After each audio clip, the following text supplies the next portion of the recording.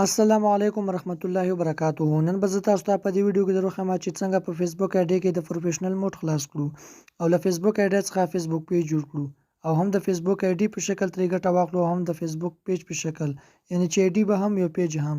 نو راځئ ملګرو چې په ویډیو باندې پیل وکړو. نو د دې لپاره ملګرو تاسو فیسبوک اپلیکیشن را خلاص کړئ او تاسو به خپل فیسبوک پروفایل ته راشئ. نو که چیرې تاسو ملګرو په خپل فیسبوک آی ډي کې د فالو اپشن نه وي فالو کړی نو دا پروفیشنل موډ تاسو ته نه آن کیږي. نو که چیرې تاسو د فالو اپشن نه وي فالو کړی نو زه به تاسو ته د فالو اپشن د فالوولو د ویډیو لینک د دې ویډیو په لومړي کمنټ کې درکړم. نو تاسو د فالو اپشن فالو کړئ او بیا تاسو دې ځای ته راشئ.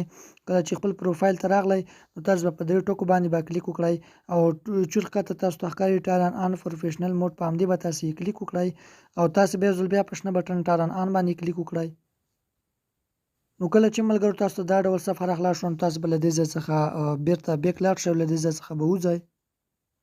نو دلته تاسو ته ښکاري چې موږ ته د پروفیشنل موډ فعال شو او موږ له خپل فیسبوک آی ډي څخه فیسبوک پیج جوړ کړ.